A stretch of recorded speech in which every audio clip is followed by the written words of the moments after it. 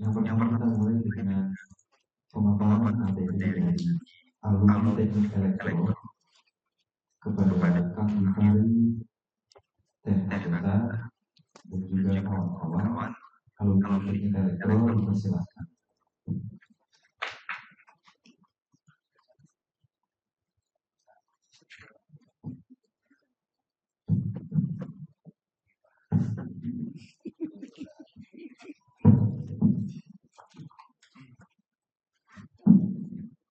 Assalamualaikum warahmatullahi wabarakatuh. Waalaikumsalam warahmatullahi wabarakatuh. Selamat siang, Bapak dosen yang hormati, kemudian rekan-rekan alumni juga yang tidak dapat hadir pada kesempatan hari ini secara luring di Hotel Karawang. Terima kasih atas waktu yang sudah menyempatkan hadir. Terlihat ada beberapa yang sudah masuk dan data dan teman-teman yang lain. Terima kasih atas waktunya. Sebelumnya terima kasih Bapak Ibu atas undangan yang diberikan kepada kami selaku alumni, di mana Lokakarya ini dapat menjadi salah satu tempat ataupun ajang sharing dan diskusi, karena itu yang disampaikan oleh Bapak Kapolri Pak Dian. Akan ada sharing dari alumni berupa testimoni ataupun harapan-harapan yang kurang lebih dapat menjadi evaluasi bersama untuk kita ke depannya, khususnya untuk teknik elektro, semoga lebih baik lagi. Untuk pertama-tama mungkin akan ada testimoni ya dari rekan-rekan saya yang sudah hadir pada kesempatan hari ini, yang secara daring, yang secara luring, terutama ada Teh Hasna STMT, kemudian ada Teh Caca STMT juga. Ini nanti akan ada sedikit sesi sharing bagaimana bisa dibilang ataupun metodenya diskusi atau seperti apa? Diskusi aja, sharing. Diskusi saja ya. Nah, nanti akan ada diskusi mungkin ataupun testimoni Pak ya, kurang lebih bahwasannya kita berkuliah dulu di teknik elektro Sika itu apakah akan ada masukan, terutama mungkin yang sudah masuk hari ini di sini, beberapa sudah ada yang berkuliah di tempat lain juga Pak. Mungkin dapat menjadi istilahnya mungkin dapat menjadi benchmarking antara teknik elektro Sika dan kampus lain juga. Harapannya memang ini menjadi sesuatu yang positif untuk mahasiswa maupun untuk universitas. Baik, akan dimulai dari saya dulu Pak. Pertama dari saya. Memang secara perkenalkan diri saya Gifari. Bapak Ibu mungkin ada beberapa yang baru bergabung juga. Saya alumni dari Elektro tahun 2016. Bisa dikatakan angkatan pertama itu negeri di Sika. Memang ketika saya berkuliah itu sebetulnya elektro ini bisa dibilang berbeda dengan baik segi dosen maupun segi Recording in progress. berkuliah. Artinya dosen elektro waktu itu sudah bisa dibilang waktu lebih maju dibanding dosen lain. Itu yang saya belajar. Karena memang dulu waktu saya masuk kaprodi masih buansa. Harapannya memang elektro ini bisa berubah di suatu itu kemarin saya dapat kabar sekarang sudah akreditasi sudah akreditasi ya Pak. Bagian saat ini akreditasi. Nah itu yang memang dulu cita-cita kami angkatan pertama itu bahwa nah ini nanti sudah terbukti sekarang dari dosen-dosen maupun universitas di Bogor. Mungkin ada beberapa hal Pak yang Bapak Ibu yang saya sampaikan sebagai testimoni alumni, bahwasannya teknik elektro Sika itu mungkin kedepannya perlu ada beberapa hal yang bisa di upgrade ataupun ada yang harus dilakukan. Kami sebagai alumni ini harapannya besar karena mungkin sekarang posisi beberapa alumni itu sudah ada yang menjadi user di perusahaan. Salah satunya saya pribadi pun pernah menjadi user di perusahaan. Saat ini saya bekerja untuk Senin sampai Jumat saya bekerja di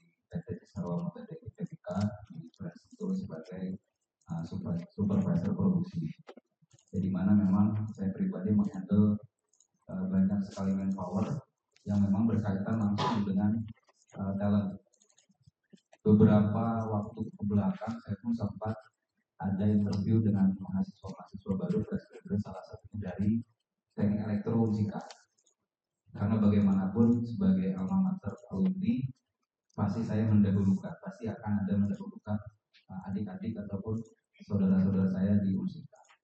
Memang secara kepribadian mungkin ini yang harus lebih diupgrade Pak. Salah satunya itu mengenai soft skill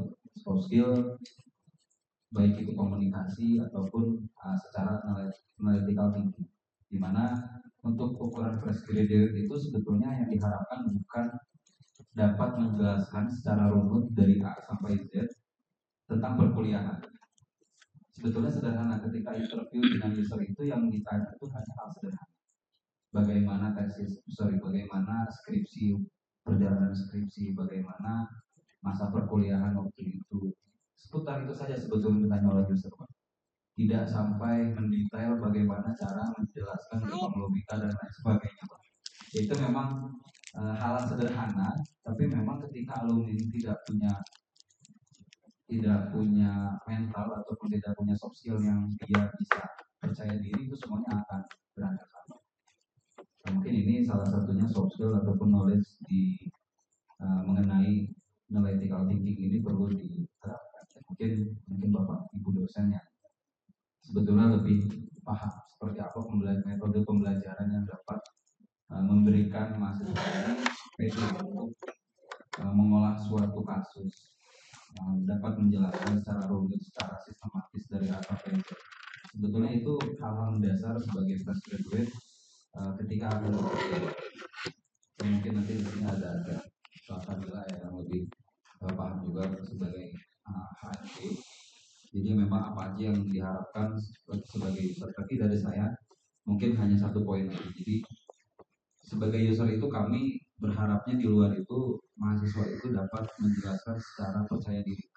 Mungkin ini yang tidak didapatkan karena ketika interview itu bisa dibilang dalam satu room itu dalam satu waktu itu bertemu bukan dengan fisika saja. Mungkin ada beberapa kampus yang bisa dibilang lebih secara ranking lebih baik dan lain sebagainya. Mungkin itu menjadi salah satu faktor dia tidak percaya diri. Mungkin ini di luar teknis sebetulnya bagi mereka. Tapi itu yang saya rasakan beberapa waktu interview dengan dari musika, terutama dari teknik elektro. Memang kepercayaan diri ini masih kurang. Kepercayaan diri sebagai seorang sarjana dengan background sarjana, dengan background universitas negeri, tapi masih belum terlihat, Pak Ibu. Nah, ini mungkin yang harus jadi evaluasi untuk kita bersama, bahwasannya harusnya sebagai talent ready itu sudah bisa percaya diri. Ya, mungkin itu aja pembukaan dari saya. Selanjutnya mungkin dari rekan-rekan. Terima kasih.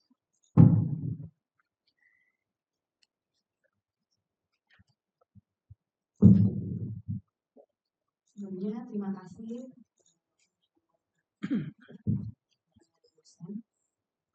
yang mengundang saya. Perkenalkan, saya Salma Nabila Masir Putri, bisa dipanggil Caca. Saya mungkin membahas dari sisi HR-nya aja ya, karena saya 3 tahun lebih menjadi HR perusahaan telekomunikasi. Saya udah banyak juga merekrut dari musika, nggak cuma dari elektro sendiri. Sebenarnya yang paling pertama, yang paling fatal dilakukan para alumni ini itu di CV. Jadi mereka nggak bisa membuat CV. Sebenarnya CV itu kan simpel aja, menjual apa sih bedanya saya sama kandidat yang lain, sehingga si HR ini atau perusahaan bisa tertarik ya. Nah, mereka kebanyakan masih memakai CV yang pakai Canva gitu, yang nggak bisa terbaca oleh sistem ATS. Sedangkan kalau untuk HR di perusahaan menengah ke atas itu udah nggak ada yang screening, dibaca satu-satu, udah langsung masuk mesin. Nah, mereka membuatnya masih pakai format itu. Sedangkan mungkin ada contohnya sih ya, CV saya itu nggak bisa ditampilin ya. Dikonektin ke situ nggak biar tampilin CV-nya tetehnya.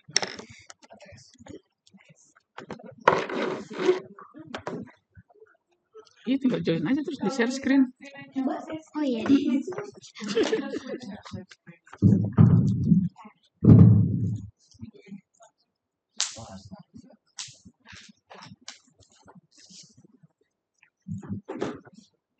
Wih,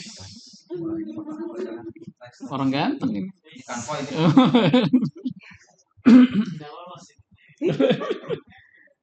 Lolos nggak ini, Cak? Yang tadi lolos nggak tuh? Enggak apa. Oh, enggak. Tidak qualified. Sebenarnya simpel aja, dan kalau bisa jangan ditampilin foto karena itu bisa objektif ya, misalnya sorry banget dia dari suku apa, terus si suku ini pernah bermasalah sama si kantor jadi nggak ter-hire gitu, padahal simpel banget karena foto gitu. Nah lebih baik jadi ditampilkan dan ATS friendly. Nah ini format ATS gitu. Jadi kalau di job street misalnya dimasukin keyword kayak payroll, PPh 21, BPJS gitu, itu udah masuk udah langsung masuk ke tahap selanjutnya. Itu yang Canva kayak tadi itu pasti nggak kebaca sama sistem. Itu sih dari awalnya. Terus yang saya lihat di elektro ini belum ini ya, kalau tahun kemarin belum ada pelajaran atau yang menyerempet AutoCAD karena itu general sekali. Kalau di bidang telekomunikasi atau engineering dia harus bisa seenggaknya membaca Gambarnya. AutoCAD.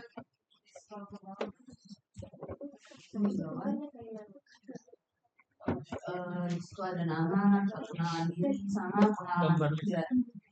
Ada award and certificate.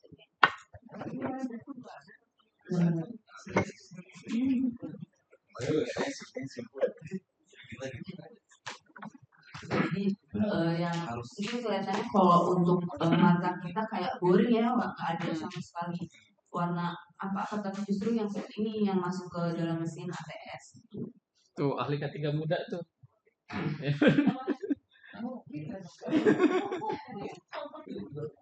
Nah, mungkin Bisa join sama Caca. Ya apa ya? Aplikasi sih ya Pak ya, kayak seperti AutoCAD, SketchUp itu seenggaknya dia bisa gitu ngebaca para alumni. Nah, kebanyakan nggak bisa gitu. Jadi saya kemarin sampai narik dari teknik mesin musika untuk drafter di perusahaan saya kerja sebelumnya. Itu mungkin di soft skillnya di situ. Itu kan di telekomunikasi ya, saya yakin kalau di arus kuat itu kayak SCADA dan lain-lain itu pasti harus bisa. Terus menurut saya juga kerjasama harus dibanyakin nih Pak sama perusahaan-perusahaan yang berdirinya di Karawang gitu ya, perusahaan yang pasti ngeduluin putra daerah. Dan jangan kalau bisa sih ya masa si magang anak-anak ini, kalau saya dulu sebulan ya, sebenarnya itu kurang banget sih Pak, untuk tahu benar-benar misalnya si anak ini masuk tuh reliability, itu tuh sebulan tuh kayak baru ngelihat ininya aja Pak, meja kursinya orang-orang itu doang, dia belum tahu itu cara kerjanya si bapak ini tuh ngapain aja sih, tanggung jawabnya paling nggak tuh 3 bulan sebenarnya. Cuman balik lagi nggak tahu nabrak atau enggak ya ke kurikulum. Kalau 3 bulan sebenarnya sangat kurang kalau sebulan itu. Dia belum adaptasi, belum tahu role kerja seseorang gimana. Magang. Kafe. Iya. Kalau di kita kafe. Apa ya? Kalau buat saya pribadi sangat kurang kalau sebulan itu. Sebenarnya nggak apa-apa sih Pak kalau misalnya ada yang biro kerjasama ya, datang ke perusahaan bilang kita dari Unsika mau naruh anak magang, terus bawa proposal yang jelas gitu, kita tuh tujuannya apa. Memang kebanyakan nggak paid ya, unpaid biasanya. Cuman yang diambil itu ilmunya sangat-sangat berharga, apalagi kalau dia udah yang megang aplikasi lah, itu mau masuk ke perusahaan selanjutnya itu gampang banget. Terus yang tadi udah disinggung sama Kang Givari ya, itu percaya diri. Karena kalau baru ketemu HR-nya aja udah gemeteran, udah bingung mau ngomong apa, gimana dia mau nge-sell dirinya ke HR. Kalau saya ini pantas gitu untuk masuk perusahaan ini, saya punya skill ini. Terus pas magang saya tuh ngerjain ini gitu. Kalau misalnya ngomongnya terbata-bata, orang juga si HR-nya ini bingung kan, dia bener nggak sih? Kok kayaknya bingung ceritanya. Terus ada juga yang mohon maaf banget ya agak menyindir, kebanyakan mereka tidak mau kalau bekerja itu nggak UMR, padahal masih fresh graduate. Jadi fresh graduate itu sebenarnya 0 sampai 2 tahun pengalaman kerja, jadi baru Nggak cocok jadi dosen. Yang dibuka juga Pak. Bapak Oh, jadi jadi- berapa lama Pak? Ntar Hasna ngomong. Jangan membuka. Iya. Itu sih yang bikin juga mungkin agak kedengarannya ya agak sulit ya untuk lulusan dari elektro ini dapat pekerjaan gitu, karena pastinya kalau magang itu nggak akan nge-fit UMR. Jadi memang harus dari bawah banget.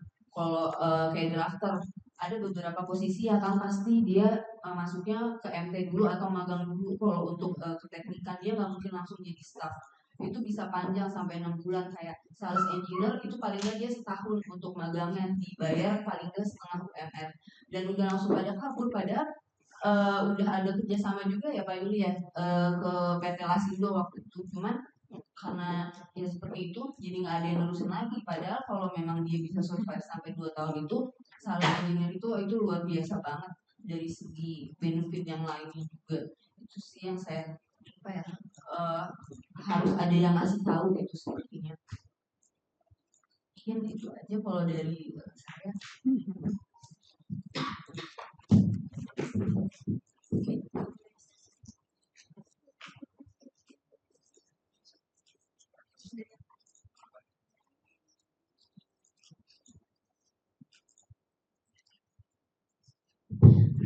Assalamualaikum warahmatullahi wabarakatuh. Waalaikumsalam warahmatullahi wabarakatuh. Selamat siang Bapak Ibu. Sebelumnya terima kasih banyak karena telah memberikan saya dan teman-teman kesempatan untuk sebagai alumni untuk memberikan sharing pengalaman kita sebagai setelah studi lanjut ataupun bekerja di industri. Mungkin dari Givari dan Caca tadi sudah memberikan informasi terkait di bidang industrinya. Kemudian saya akan memberikan pengalaman saya untuk pengalaman di studi S2 saya. Nah, sebelumnya izin share screen.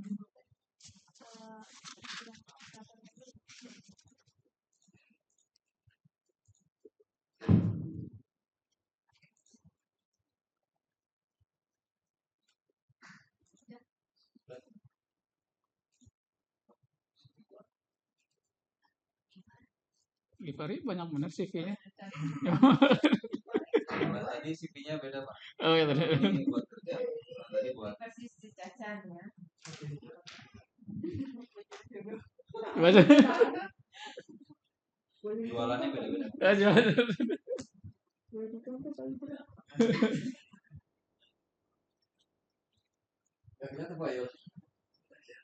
Pak Yul mulai tagata kayaknya kangen.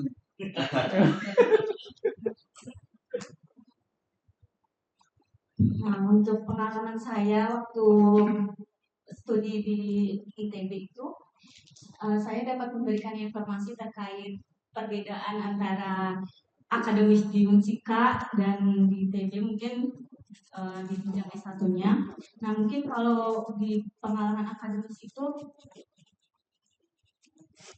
di pengalaman akademis mungkin para ibu bapak dosen bisa memberikan materi yang relevan dan sangat mendalam terkait seperti AI ataupun IoT dan telekomunikasi yang terkait di bidang elektro. Nah, kemudian mahasiswa itu dapat fleksibel untuk memilih mata kuliah pilihan dan memberikan kesempatan pada mahasiswa untuk terlibat dalam proyek. Misalnya pada tugas-tugas mata kuliah itu diberikan tugas akhir, pengerjaan tugas proyek itu pelaksanaan yang berhubungan dengan mata kuliah tersebut. Kemudian untuk fasilitas dan sumber dayanya itu mungkin untuk saat ini perkembangan laboratoriumnya itu mungkin sudah agak lengkap dibandingkan pada tahun saya kuliah. Ya. Mau balik lagi Asna? Mau balik lagi? Kemudian untuk akses peralatannya dan softwarenya itu lebih diberikan akses luas gitu Pak untuk mahasiswanya. Nah, serta berkolaborasi dengan perpustakaan. Nah, kalau di ITB itu perpustakaan sangat dibuka full day Ambil ya. meskipun libur itu juga bisa menggunakan perpustakaan yang umum. Ada perpustakaan elektroniknya juga, tapi itu pada waktu jam kuliah begitu Pak. Nah, di perpustakaan itu juga memiliki mahasiswa diberikan akses untuk mengakses jurnal, Wow. terus itu sangat membantu. Bebas ya. Iya, bebas. Sangat membantu dalam mahasiswa untuk mengerjakan studi dan penelitian. Kemudian untuk pengalaman akademisnya yang saya rasakan pada saat kuliah di ITB itu relasi untuk komunitasnya itu sangat banyak yang berhubungan terkait dengan mahasiswa, dosen itu sangat luas untuk kami mahasiswa mengerjakan tugas-tugas gitu Pak. Kemudian mahasiswa juga dapat berpartisipasi dalam seminar, workshop dan konferensi. Di ITB sangat sering mengadakan kegiatan-kegiatan tersebut. Maka saya juga mengharapkan di Unsika bisa mengadakan kegiatan seminar, workshop dan konferensi yang dapat membantu mahasiswa mengerjakan tugas-tugas dan penelitiannya. Nah, kemudian untuk saran perkembangan kurikulum ini Unsika untuk keterampilan riset itu yang kedua mahasiswa diberikan tugas proyek akhir gitu dalam mata kuliahnya. Setiap mata kuliah ada tugas akhirnya gitu Pak. Kemudian untuk pembaruan materi kuliah itu berhubungan dengan perkembangan teknologi elektronik pada saat ini di bidang industrinya juga. Kemudian berbasis penilaian proyek yaitu tadi mahasiswa mengerjakan tugas akhir. Bahkan pada saat kuliah di ITB itu saya judul tesisnya itu ditentukan oleh dosen dan kampus itu bekerja sama dengan industri Pak. Jadi industrinya mengajukan judul dan mahasiswanya ini yang mengerjakan dan dibantu dengan dosen-dosennya itu sebagai pembimbingnya. Kemudian pusat literatur yang kompleks tadi yang perpustakaan dapat mengakses berbagai referensi. Dan yang kelima ini peningkatan soft skill-nya yaitu mungkin diberikan kursus-kursus tadi AutoCAD, terus nah itu program-program software-nya gitu Pak, seperti Python dan lain itu. Nah, terus yang terintegrasi dengan industri, benar tadi mahasiswa itu dapat ada jalin komunikasi yang kerjasama dengan pihak industri, apalagi di Karawang ini kita berada di kawasan perusahaan industri yang sangat besar gitu Pak. Kemudian untuk dukungan inovasi dan kewirausahaan, mungkin dari pihak kampus dapat memberikan akses atau inovasi untuk mahasiswa dalam membangun kewirausahaan di bidang lainnya. Nah, untuk feedback dari alumni itu tadi mungkin seperti yang udah terjadi, kami dari alumni juga sudah memiliki akses seperti grup WA group yang itu dapat memberikan informasi terkait lapangan kerja untuk adik-adik yang mungkin baru nanti lulus atau mungkin dari angkatan kami juga yang masih belum bekerja, itu sangat membantu Pak. Mungkin cukup itu dari saya. Assalamualaikum warahmatullahi wabarakatuh. Waalaikumsalam warahmatullahi wabarakatuh. Mungkin dari kami yang di sini cukup Pak. Mungkin nanti ada tanya jawab. Dari yang jauh-jauh di sana ada Agatha, siapa lagi? Raihan, mungkin bisa open mic saja langsung.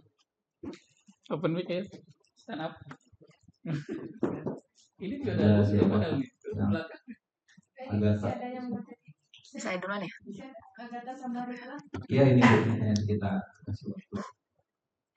Silakan langsung open mic saja, Agatha atau siapa aja tadi. Kalau di sini nggak kelihatan. Ya. Silakan langsung saja. Ini suara saya terdengar nggak ya? Terdengar. Ya, selamat siang semuanya, Bapak dan Ibu dosen dan juga rekan-rekan alumni Dipin yang kali ya? hadir. Dipin.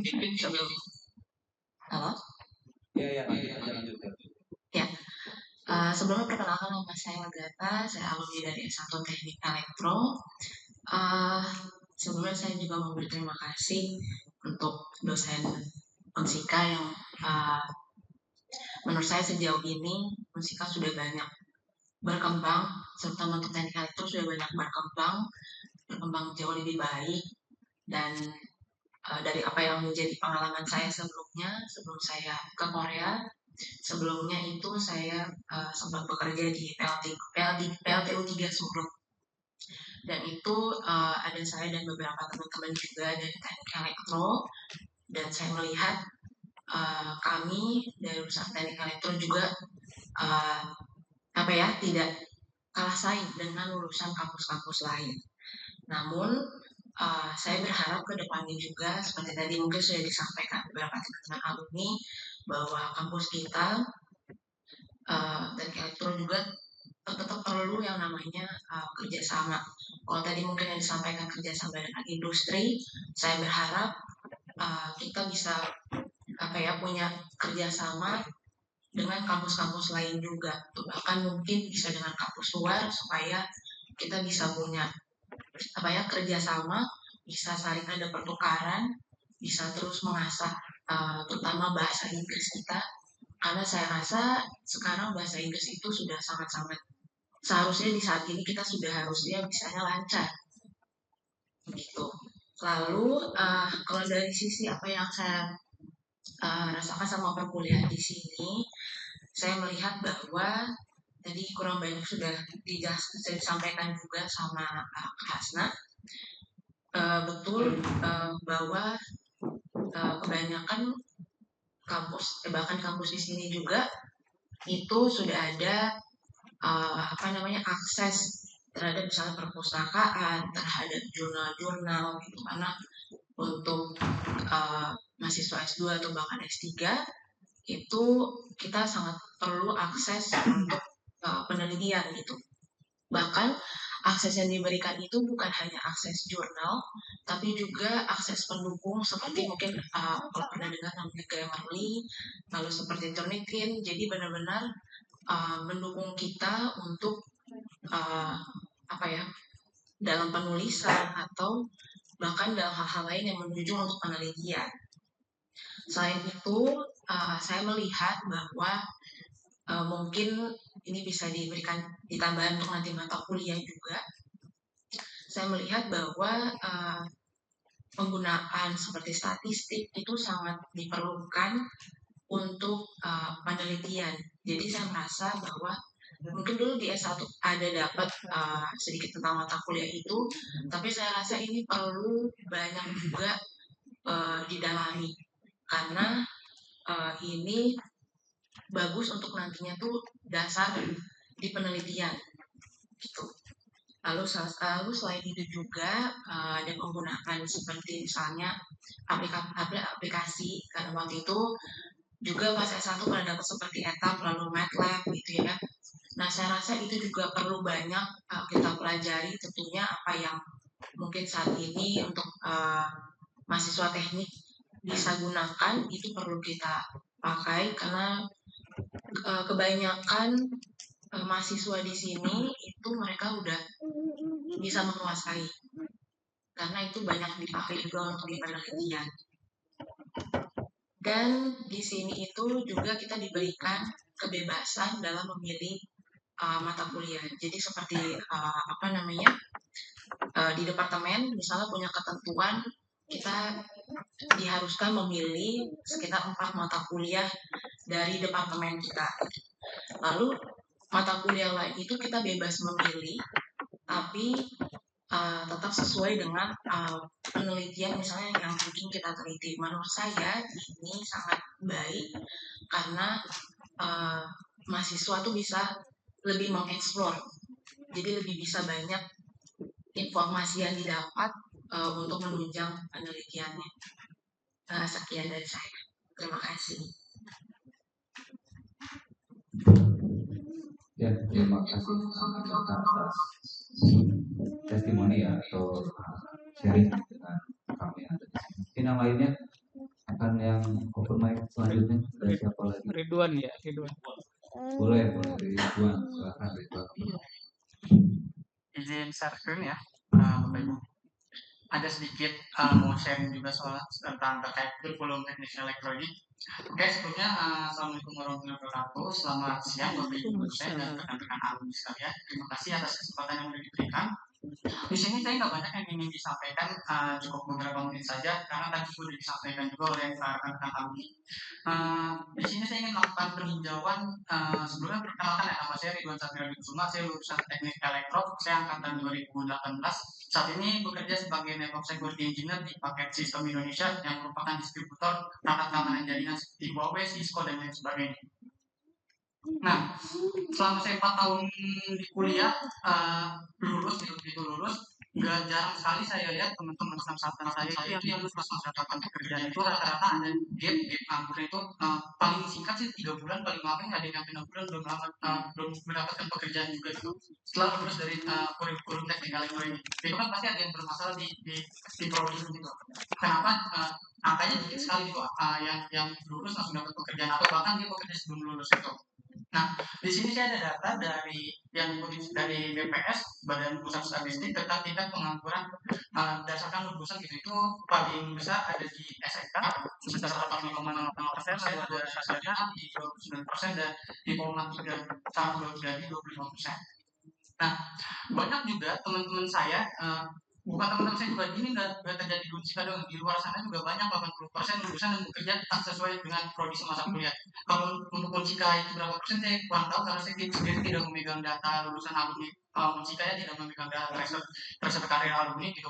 Tapi data yang kerja di Indonesia ini yang sekarang ini banyak sekali yang kerjanya tidak lulus sesuai dengan prodi masa kuliah. Misal teman-teman kuliahnya di teknik elektro tapi bekerja sebagai admin, sebagai marketing, atau sebagai HR, atau sebagai yang lain-lain. Apakah itu salah? Tidak juga teman-teman. Hanya saja kurang tepat dengan visi misi dari program studi itu sendiri. Misalnya program studi teknik elektro itu kan ya tentu bekerja di industri elektro gitu, atau misalnya melanjutkan akademis di bidang elektro gitu, atau misalnya berwirausaha tentang teknik listrik yang mana produknya ada berkaitan dengan teknik elektro seperti itu. Tapi kan kenyataannya sedikit sekali mungkin yang kerjanya atau bahkan kuliahnya atau bahkan wirausahanya itu linear dengan program studinya semasa kuliah. Nah, penyebabnya ini berdasarkan IDN Times yang saya ambil itu 40% lulusan tidak memiliki skill cap khusus dan portofolio. Bahkan teman-teman saya di Unsika sendiri, angkatan saya 2018 itu begitu lulus mereka tuh susah nyari kerja karena nggak punya portofolio, nggak punya sertifikasi kompetensi.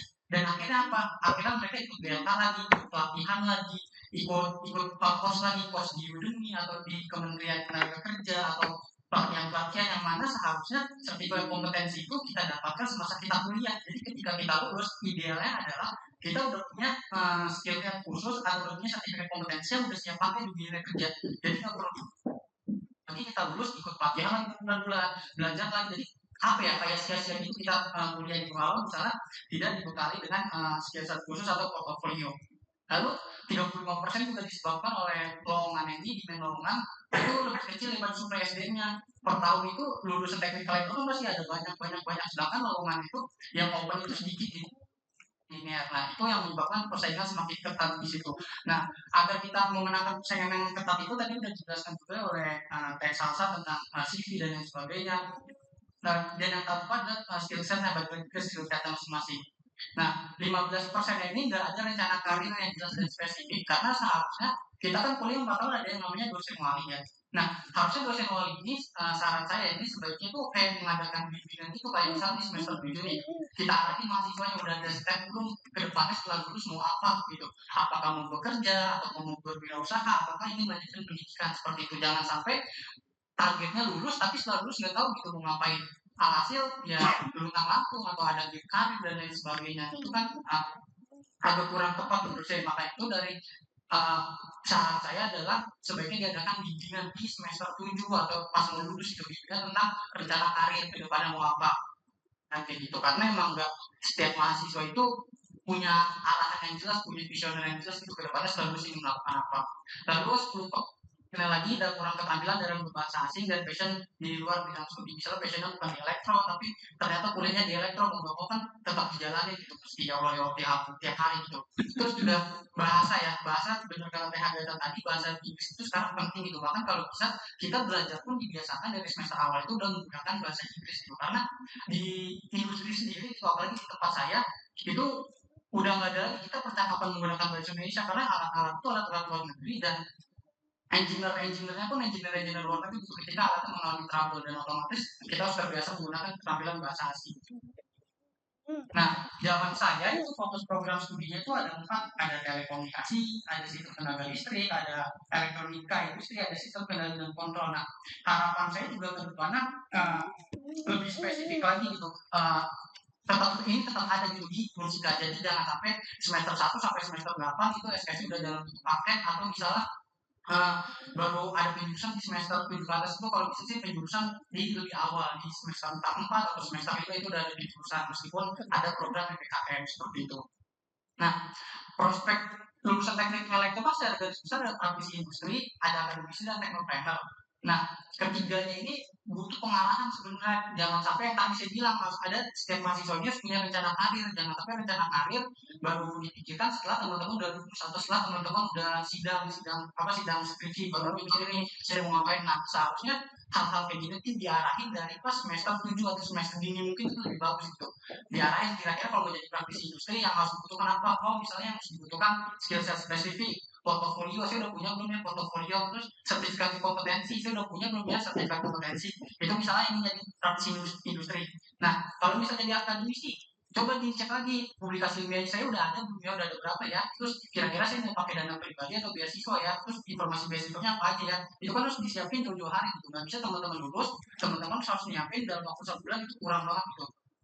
Lalu teknopreneur gitu, misal produk atau bisnis modelnya seperti apa, koneksi dengan alumninya ada apa enggak, fundingnya ini seperti apa, apakah dana sendiri atau mendapatkan ikut program pemerintah gitu. Itu harusnya butuh pengarahan sedikit mungkin gitu. Dan ini adalah peran penting dari si wali dosen ini menurut pandangan saya. Terus juga saran untuk program studi teknik elektro ya selama saya berkuliah, yang pertama adalah di upgrade dosennya, upgrade di sini maupun dari sisi knowledge ataupun dari sisi keterampilan si dosen. Karena jangan sampai apa yang diajarkan si dosen ini kurikulumnya outdated gitu dan tidak relevan dengan apa yang ada di industri. Semisal kita waktu kuliah itu belajar di Microsoft, misalnya ini saya contoh ya, ini biologika enggak kok. Jadi contoh misalnya kita di kuliah belajar mikroprosesor, mikronya Arduino. Ternyata yang dipakai di industri udah Arduino, atau kita misalnya belajar Arduino, ternyata industri udah gak ada yang pakai Arduino, udah makanya Raspberry Pi semua atau ESP yang mini gitu. Itu kan udah outdated ya. Jadi otomatis kita belajarnya Arduino, bertahun-tahun belajar Arduino, pas lulus lagi harus belajar lagi gitu, karena keyboard Arduino itu nggak pakai, dikatakan kurikulumnya update. Nah, maka dari itu harus ada upgrading dari sisi dosen itu sendiri, baik dari sisi knowledge maupun sisi kesejahteraan si dosen itu sendiri.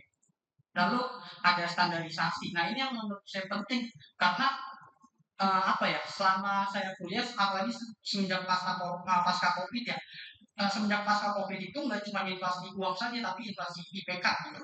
Banyak orang yang setelah COVID mudah sekali sepertinya mendapatkan IPK karena nggak ada standarisasi penilaian khusus itu sendiri.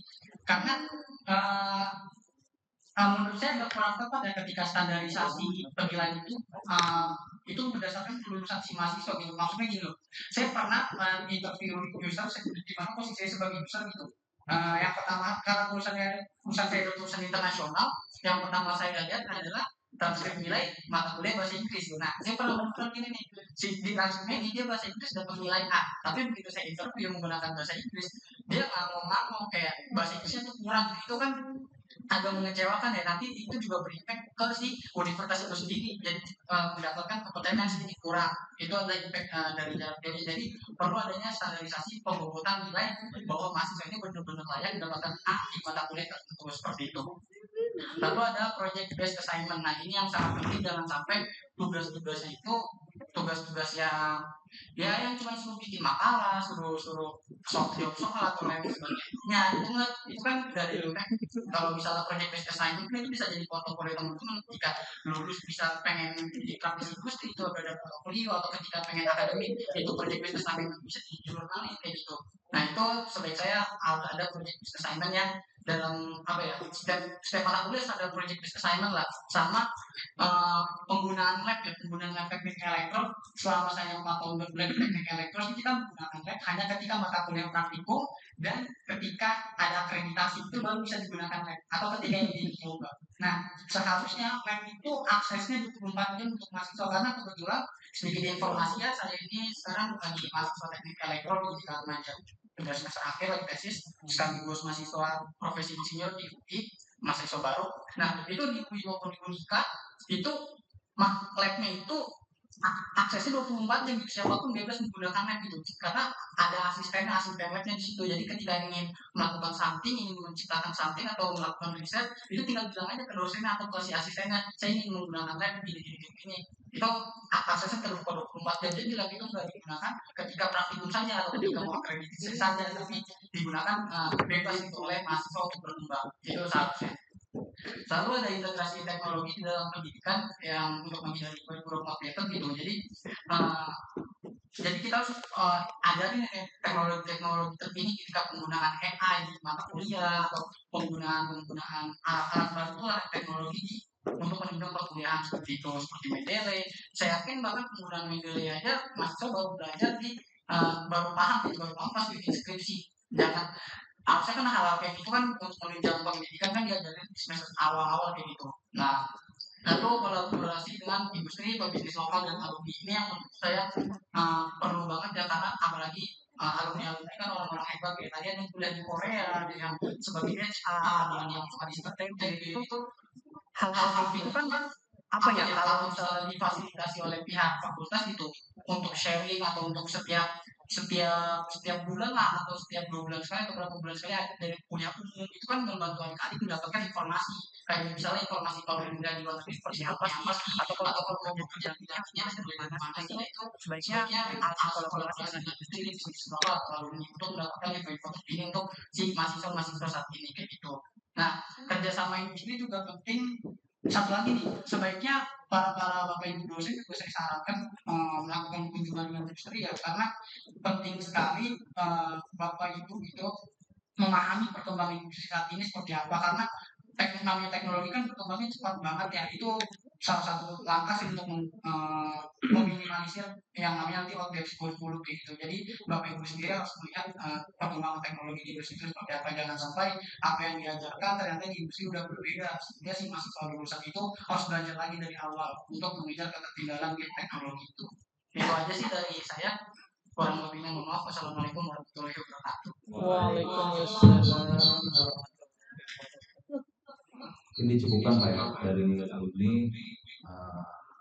yang bisa tanya jawab atau seperti apa? Mau tanya jawab dari dosen atau sharing? Ada yang mau nanya? Oh ada.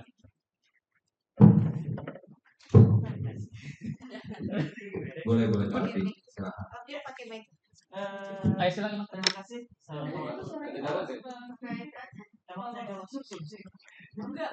Biar masuk suaranya. Kan di. Iya, soalnya termasuk saya ingin menanya. Baik, terima kasih. Yang pertama, terima kasih atas kehadirannya nih, akan ini ya. Sudah lama kita nggak ketemu. Agatha, kedengeran nggak saya ngomong apa? Kedengeran saya ngomong? Kedengaran Pak. Oh iya. Kedengaran. Ya. Ya, jadi makasih dulu ya. Udah lama nggak ketemu ya.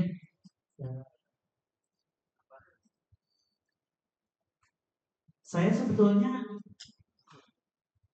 ingin atau penasaran lah. Ini karena yang di depan sini udah S2 semua ya. Yang di depan saya sih ya. Agatha malah lagi S3 ya. Sebetulnya saya penasaran dengan suatu S2, kalau Caca S2-nya elektro juga. Gimana mungkin kurang relevan di pertanyaannya, tapi enggak gini. Kami saat review kurikulum waktu sebelum ini ya, gitu, itu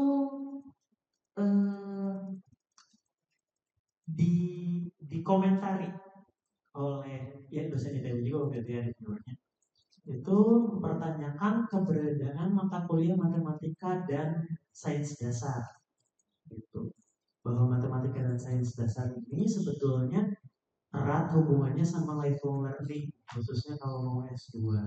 Kalau nah, kami sekarang sih sudah agak melek ya, maksudnya dengan kebutuhan akreditasi internasional yang minimal 30 SKS mata kuliah matematika sama fisikanya itu ya, jadi udah agak nambah nih mata kuliahnya. Cuma waktu ke S2 gitu ya, waktu lanjut S2 itu sempat mengalami stuck gara-gara konsep matematika sama ya konsep yang abstrak ya, kayak sistem kendali itu kan abstrak ya. Tertatih-tatih ya. Ya, enggak, karena sistem kendali itu cuma ceritanya kayak teknik padahal matematika gitu kan. Yang abstrak kayak gitu sebetulnya dibandingkan dengan teman-teman yang dari lulusan univ lainnya gitu ya, itu sempat ngerasa ya tadi kayak nggak pede gitu ya, atau karena stuck atau gimana, pernah apa kejadian itu enggak gitu dengan lulusan kurikulum 2016 ya, 2016 itu sih saya ininya, karena bahan evaluasi kami sebetulnya di itu salah satunya Math and Basic Science itu hubungannya ke seberapa besar pengaruhnya matematika sama basic science itu ke jenjang pendidikan yang lebih lanjut. Itu sebetulnya sih saya ingin penasaran ke sana. Makasih. Siapa dulu saya? Jawab dulu aja. Jawab dulu. Oh, jawab dulu. Saya mau jawab sama Hasna atau Agatha? Boleh cepat saja. Bapak Ibu mau nanya.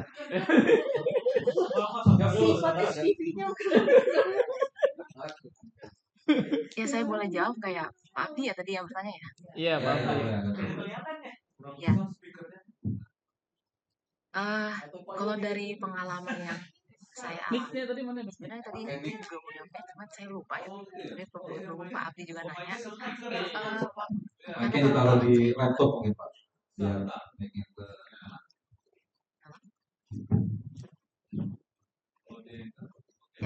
Ayo lanjut.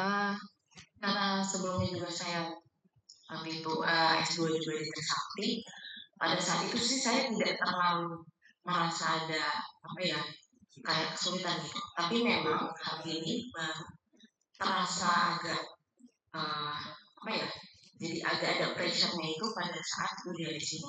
Saya baru melihat bahwa memang dasar matematika ataupun sains lain itu sangat penting karena memang di penelitian itu sebenarnya banyak sekali menggunakan basic gitu. Jadi memang kalau kita mungkin dari kata saya kurikulum 2016 lalu gitu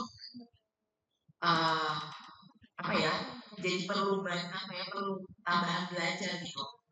Saya nggak tahu sih bagaimana kurikulumnya sekarang gitu, tapi memang harapannya untuk basic atau dasar itu sangat penting, sangat diperlukan, terutama mungkin buat yang mau lanjut kuliah gitu ya, karena itu penting banget. Saya merasa kayak perlu belajar lagi gitu ketika datang ke situ.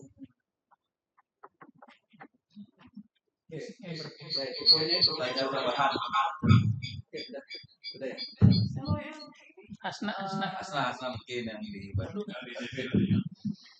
Kalau untuk saya matematika dasarnya itu masih bisa saya pelajarin waktu kuliah di ITB karena memang saya suka sains gitu Pak, jadi bisa mengikuti walaupun sedikit perlahan-lahan bisa mengikuti waktu kuliah di ITB. Ya. Oke, aman. Udah lulus kan? Oke, kita saya Pak, kenapa S2-nya nggak elektro? Mungkin karena itu. Saya menghindari mungkin Pak. Memang ini sih Bu, pas saya S2 di Trisakti itu memang sebenarnya sama aja pelajarannya yang dulu kayak sistem komunikasi cerdas saya diajar sama Bu Lip. Ternyata sama pas S2 materinya itu aja. Oh, berarti boleh keberatan materi. Emang dasarnya Jauh. Nah, singkatnya lebih tinggi. Terus apa lagi? Ini sama Caca. kayak pemodelan sistem yang diajar Pak Abi sama Pak Guru yang MATLAB. Nah itu sama juga di Oh, pantesan susah ya. Paham dulu, paham deh. Sekolah S2 loh itu. Mau sedikit nambahin Pak, mungkin kalau dari saya itu yang sainsnya bisa mengikuti, kalau misalnya yang program-program gitu Pak, MATLAB terus Python itu di fisika kan jarang ya kurang. Nah itu waktu S2 itu saya mempelajari benar-benar dari nol.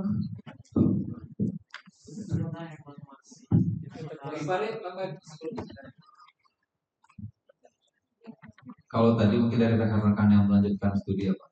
Kalau saya memang sebetulnya sains dan matematika memang perlu Pak. Yaitu kalau di dunia industri pun sebetulnya itu menjadi dasar sebetulnya. Kayak menghitung itu hal yang dasar, apalagi sebagai sarjana teknik pasti larinya ketika backgroundnya pekerjaannya relate di manufaktur dan lain-lain itu pasti akan selalu ketemu Pak. Walaupun perhitungannya logika dasar mengenai matematika.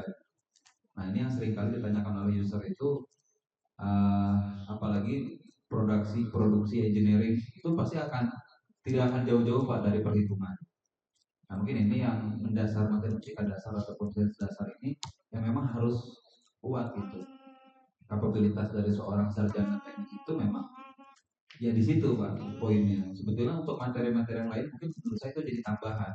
Apalagi di dunia industri akan belajar dari nol lagi Pak semuanya. Tapi memang matematika dasar, sains dasar itu yang dipakai sehari-hari. Nah, mungkin itu Pak, jadi dibilang kurang ya tolong lebih dikuatkan lagi analitika mengenai Ridwan. UI ya, dari UI ya. Oh, Atmajaya. Gimana Ya, Ridwan? Atmajaya Pak S2-nya di UI profesi insinyur Pak. siapa lagi? Mangga. Ridwan. Iya Pak. Ada yang merasa tertatih-tatih nggak gitu pas S2? S2-nya di mana? Atmajaya. Pas S2, kalau pas S2 sih Pak di fisika gitu karena kalau di kita kan dulu pas belajar ya pas saya 2018 itu 2018 itu kita pakai fisika mandiri medan elektromagnetika fisika listrik dan itu secara dasar dan hanya teori fisika itu dasar ilmu dari sebuah teknika atau teknik mesin dan lain-lain. Nah itu menurut saya dapat itu kayak belajar lagi fisika dari awal tapi ya kayak praktikal itu dari sisi praktikalnya gitu. Nah itu yang menurut saya kesulitan sebab di fisika itu. Pak Ibra udah mau tanya. Biar di Zoom kalau ngomong di Zoom. Operatornya. Oh ini operator. Pak Ibra. Oke, ya langsung aja ya. Jadi mungkin ini dulu ya. Bismillahirrahmanirrahim. Assalamualaikum warahmatullahi wabarakatuh. Selamat teman-teman, rekan-rekan pembumi yang juga saya banggakan. Ini kan kerja semua. Ini kita apa istilahnya feedback dari alumni atau dengan kata lain user persona ya. Jadi kita di sini konteksnya mendengarkan journey atau perjalanan alumni kita. Jadi kita tidak memakai jas, kamu harus begini, nggak gitu ya. Kita murni mendengarkan apa yang disampaikan teman-teman. Perjalanannya ya sekalipun itu pahit misalnya sampaikan ke kami itu harapannya. Kita tidak dalam konteks menilai ya atau ini kok nyalakan gitu ya. Itu biar kita paham dulu. Jadi kita tidak akan ngasih feedback. Oke, saya satu-satu non-stop aja. Saya mulai dari Ridwan. Bisa gini nggak? Nggak kelihatan bukannya? Ridwan. Gantian sama Agatha. di admin. Nah ini kita mulai dari Zoom. Ridwan, sekarang gimana? Sekarang saya di semester akhir di suaranya kurang Universitas kedengaran. Atma Jaya di Jakarta, terus mantap. Oke, singkat ya. Ridwan, kurang kedengaran ulangi. Kamu sekarang di mana? PT-nya. Sorry, gimana Pak? PT. Di kampus mana itu? Oh, di kampus Mami Pak, Unik Atma Jaya Pak. Pada perusahaannya tadi dipakai sistem apa sih? Ya kalau kampus ya, dia nggak kedengaran sih itu ya. Kerja di mana, Ridwan? Oh, kerja di paket sistem Indonesia Pak, Network Security Engineer. Sampai sekarang ya? Iya, sampai sekarang. Oke, saya ingin explore ya gimana caranya kamu masuk di sana dan seperti apa yang kalian menjadi modal sehingga goal itu kira-kira jualan kamu kok bisa goal di paket sistem Indonesia perusahaan internasional goal tidak kayak. Oke, cerita. Oke, untuk di perusahaan saya Pak, untuk saya pertama kali dapat informasi di perusahaan saya adalah saya direkrut oleh LinkedIn Pak, karena LinkedIn ini menurut saya berpengaruh banget. Jadi saya sarankan untuk mahasiswa teman-teman di sini tuh dimulai dari semester 7 atau sedikit. LinkedIn.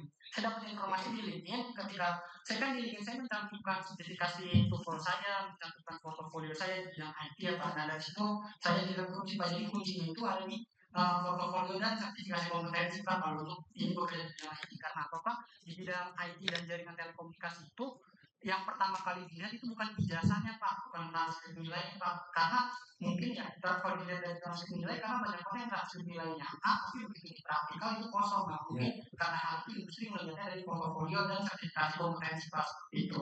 Kompetensi apa yang kamu maksud di sini? Portofolio apa yang kamu maksud atau sertifikasi ya? Karena saya poinnya di situ ya. Memang sebelumnya pernah kerja sehingga punya portofolio. Iya, sebelumnya saya sering ikut magang Pak. Oh ya, poinnya mungkin dimagang ya. Oke. Yang tadi nilai itu nggak terlalu lihat. Nah, selain itu, dulu kan kamu aktif di Unit Mahasiswa ya? Ketua BLM. Ketua Dewan. Nah, seperti apa itu berpengaruh terhadap kemampuan kamu untuk pasar kerja? Itu ngaruh nggak gitu? Hadirkan sosial. Nah, cerita dulu. Mohon maaf, gimana Pak? Sepengaruh apa? Maksudnya agak kurang jelas suara jadi saya. Sebagai anggota BLM. Ya, apakah aktivitas di dunia kemahasiswaan itu punya kontribusi terhadap kemampuan kamu untuk di dunia kerja itu kontribusi apa itu? Oke, kalau begitu tapi saya baca memang apakah pengalaman di BLM ini ada korelasinya dengan kemampuan kerja? Iya betul.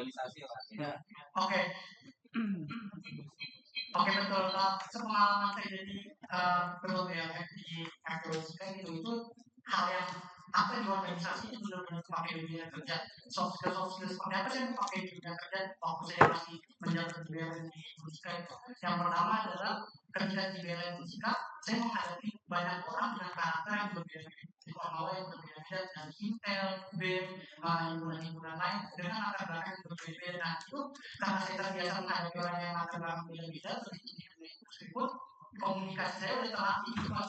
Ketika saya menghadapi orang yang seperti ini saya harus apa sih itu udah tahu secara default Pak. Bahkan ketika interview HR ini alhamdulillah kan kayak interview HR saya alhamdulillah selalu lolos Pak. Paling besar dari itu user gitu. Karena user kan tes teknikal, tapi kalau untuk komunikasi ke HR atau ke orang itu terlatih banget di organisasi. Karena di organisasi kita berkomunikasi dengan banyak orang dengan latar belakang yang berbeda seperti itu. Apalagi berkomunikasi dengan rektor, menyampaikan pendapat pada saat itu terlatih banget semakin banyak.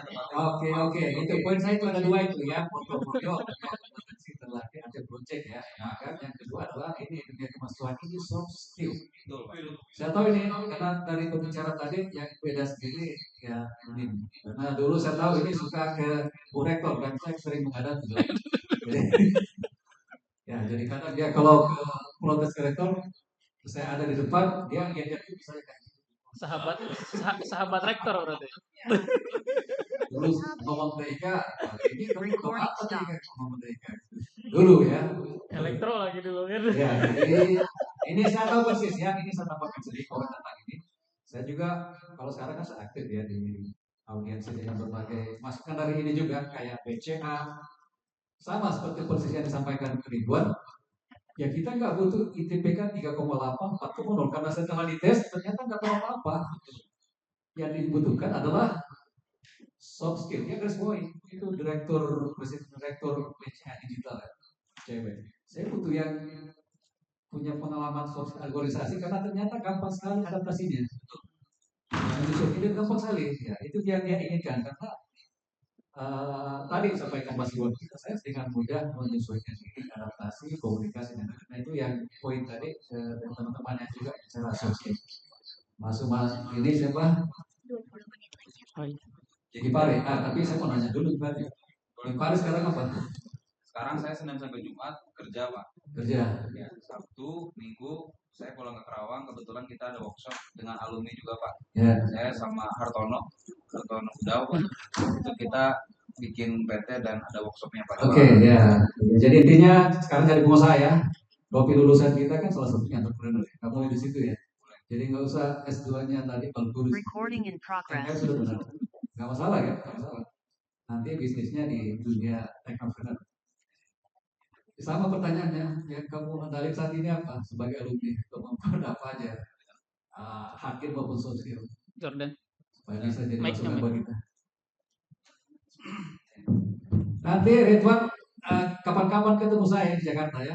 Kalau masih dipakai sistem. Saya tahu jaringannya pakai sistem kan kita cek Microsoft Indonesia, pakai sistem Indonesia, apalagi sekarang ada Google, Alibaba dan seterusnya itu. Jadi kamu harus main di level itu aja. Nanti putar-putar ya. Oke guys. Level perusahaan terbesar dunia itu. Jangan lepas itu, jangan lihat gaji dulu kan. Oke, lanjut Mas. Kalau berbicara entrepreneur ya Pak, entrepreneur. Jadi saya itu sudah lebih dari 2 tahun sebetulnya. Dari awal selesai kuliah itu sudah waktu pertama kali kuliah di ITB pun di MBA itu sudah ada Pak perusahaan ini. Nah sebetulnya apa aja yang perlu dipersiapkan untuk menjadi entrepreneur itu pertama memang mental Pak. Artinya ketika berusaha itu pasti kita berharap pada sesuatu yang kita usahakan sebetulnya. Bukan yang kita dapat gaji gitu. Karena kalau usaha itu ketika kita mau keluar rumah, ketika kita mau jalan itu baru dapat. Sama halnya logika sederhananya seperti jualan aja. Nah artinya soft skill yang pertama itu yang harus dipunya itu adalah komunikasi Pak. Jadi negosiasi, lobbying dengan klien kita, menawarkan produk kita, menawarkan jasa kita itu apa? Nah itu yang harus dipunyai. Lewat mana? Lewat memang portofolio. Artinya ketika saya punya usaha itu, di awal itu kesulitannya ketika belum punya experience atau track record pernah di mana saya mengerjakan sesuatu Pak. Karena bidang usaha saya dengan Hartono ini lebih ke manufaktur ataupun pengadaan barang Pak. Di mana ada beberapa part yang custom dari perusahaan kita manufaktur sendiri. Oke, saya langsung ya. Menurut kamu harus karyawan dulu baru pengusaha atau langsung jadi pengusaha? Nah ini depends on dirinya masing-masing Pak. Artinya setiap orang itu pasti ada tolak ukur di mana dia ingin mencapai. Kalau saya itu titiknya saya mencapai titik aman dulu Pak. Artinya kerja itu adalah aman, secure ketika kita punya penghasilan income bulanan. Nah saya dengan Udau ini dua-duanya kita sama-sama kerja Pak. Udau ini di LG dan saya juga masih kerja. Artinya kita sudah mencapai titik aman dengan penghasilan bulanan. Nah setelah aman ini kita harus mencapai titik nyaman Pak. Saya dengan dia selalu berbicara harus mencapai titik nyaman itu dengan usaha. Karena kalau dengan gaji bulanan kita yang memang sudah ketakar Pak, artinya gaji bulanan ini tidak akan pernah lebih, hanya segitu-gitu saja. Artinya dengan usaha kita baru bisa mencapai titik nyaman. Jadi ketika sudah lulus kuliah, kalau saya pribadi itu kita coba untuk di kaki yang sebelah dulu, artinya itu kerja. Setelah kerja kita baru mencoba untuk usaha. Iya. Jadi maksud saya untuk menjadi pengusaha, apakah kita harus menjadi karyawan dulu supaya kita tahu bisnisnya, atau tidak tahu bisnis langsung jadi pengusaha bisa terjun bebas? Atau kalau saya karena dulu waktu kuliah tidak pernah ada di dunia mempersiapkan untuk menjadi entrepreneur, makanya kita harus tahu dulu Pak. Ya. Gimana dari perusahaan itu apa? Makanya tadi relate dengan pembicaraan yang mungkin beberapa alumni sudah sampaikan bahwa akan ada 3 lulusan. Pertama menjadi teknokrat atau bekerja, akademisi dan teknopreneur. Nah mungkin ini yang dulu waktu saya kuliah itu saya bingung Pak sebetulnya lulus kuliah itu mau kemana, karena memang tidak diarahkan dan tidak pernah ada yang memberikan ngasih tahu Pak. Artinya ketika sudah lulus kita bingung. Ada kerja skill kita nggak punya, lulus setelah wisuda CV pun nggak punya. Nah ini akhirnya jadi berantakan. Nah dulu saya sering diskusi Pak dengan rekan-rekan himpunan ya. Sebelum Jordan ada Kahim siapa. Kita dari alumni, terutama saya selalu memberikan gambaran bahwasannya kita kuliah itu harus punya milestone. Artinya ketika tingkat 1 kita harus ngapain, tingkat 2 ngapain, tingkat 3 ngapain, tingkat 4 ngapain. Saya selalu in general Pak, in general tingkat 1 itu silakan teman-teman perkenalan dunia kuliah. Mau main, mau silakan bebas, ikut kepanitiaan sederhana silakan. Tingkat 2 silakan ikut organisasi Pak. Artinya organisasi ini pun relate dengan yang tadi alumni banyak sampaikan, penting. Karena itu melatih ke soft skill ataupun ke percayaan diri. Nah tingkat 3-nya ini mulai masuk ke AP. Mungkin kalau fokus Pak, tingkat 3 itu udah jangan organisasi. Mungkin ini bisa jadi bahasan antara prodi dan himpunan. Artinya tingkat 3 itu sudah dicukupkan untuk organisasi, jangan ditambah-tambah lagi dengan organisasi. Dan semester akhir atau tingkat 4 itu harus sudah fokus Pak dengan skripsi dan persiapan masa kerja. Oke, silah ya, tahun ketiga ya. Tadi agak saya 5 menit lagi ya. Masih lama. Agatha, singkat Agatha. Agatha mana? Sekarang S3 bidang apa? Saya bidangnya teknik elektro juga, tapi penelitiannya lebih mengarah ke otak. Apa? Otak. Otak maksudnya apa? Topiknya tentang apa? Kecerdasan apa itu? Biomedis ya? Iya, dia juga biomedis betul. Oh, biomedis. Ntar kalau masuk sih aja. Nah, saya mau nanya aja untuk masuk ke sana ya. Ini kan biomedis ya, otak. Berarti kemampuan skill terutama terkait dengan programming yang perlu kan itu perlu nggak? Atau apa yang perlu kan untuk menjadi itu biomedis?